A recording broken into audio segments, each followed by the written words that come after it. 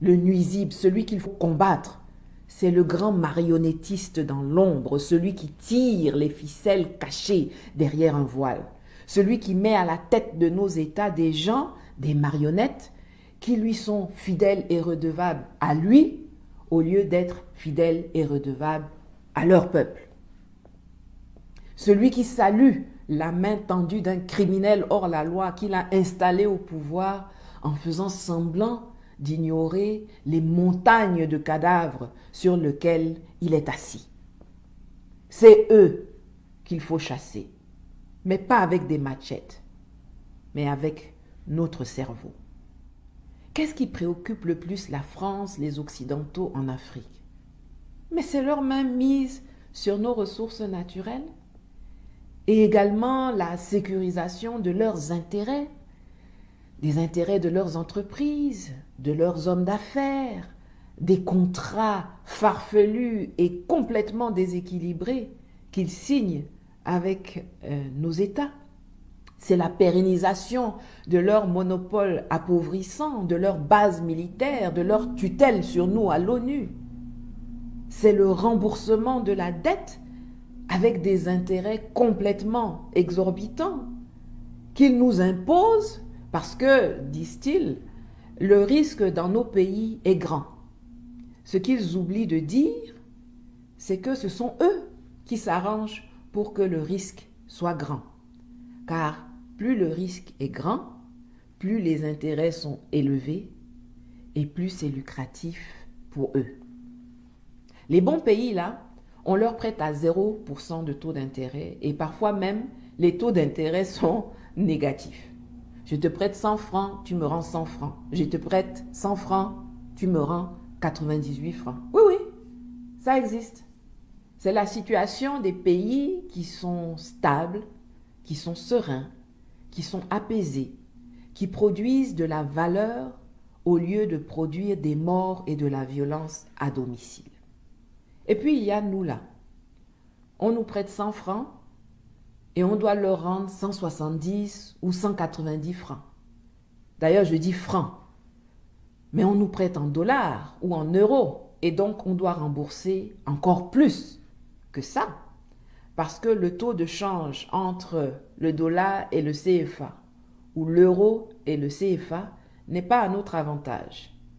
Et qu'avec les accords monétaires actuels, je devrais dire la prison monétaire actuelle, nous n'avons pas la possibilité de changer pour que ça nous arrange nous.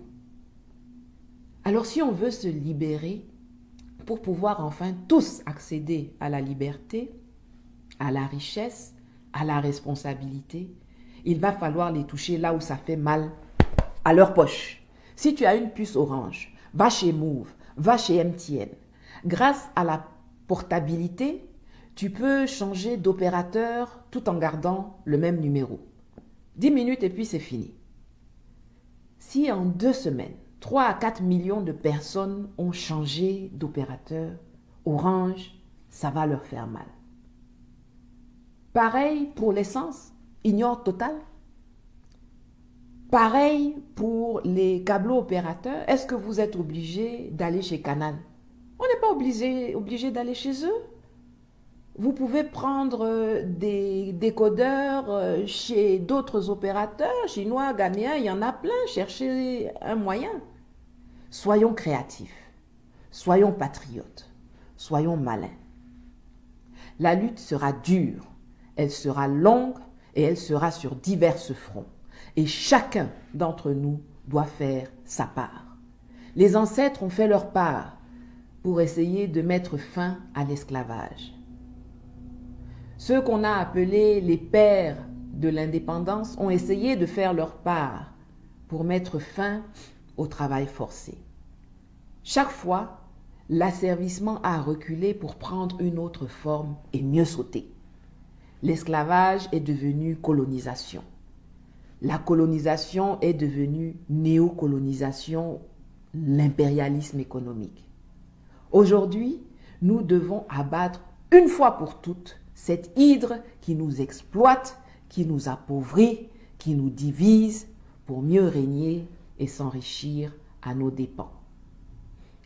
Aujourd'hui, nous avons des armes, des moyens, des informations, des connaissances que nos aïeux n'avaient pas. Aujourd'hui, nous avons le devoir de prendre le relais de leur combat et de le terminer une fois pour toutes pour sortir de la préhistoire, de la misère, de l'indignité et prendre la place qui est la nôtre dans la globalisation et pas celle que d'autres veulent nous assigner. L'organisation des élections dans nos pays n'a pas pour finalité d'installer telle ethnie ou tel copain à la tête de nos États.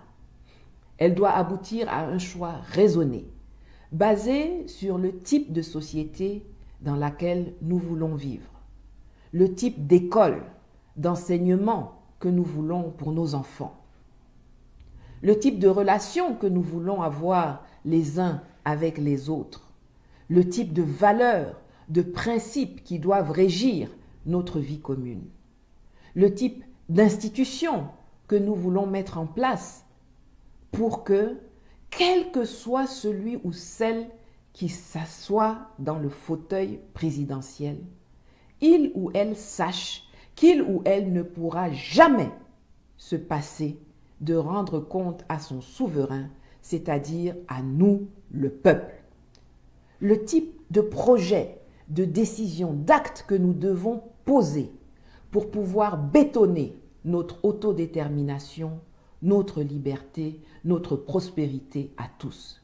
Vivre ensemble ne doit pas être une incantation vaine ou un ridicule jour férié que l'on célèbre une fois par année, alors que le reste des 365 jours, on passe le temps à se haïr, à se combattre, à s'insulter, à s'entretuer. La résistance continue. Ne nous trompons pas d'adversaires et ensemble luttons pour notre bien commun, car un peuple uni jamais ne sera vaincu. Merci.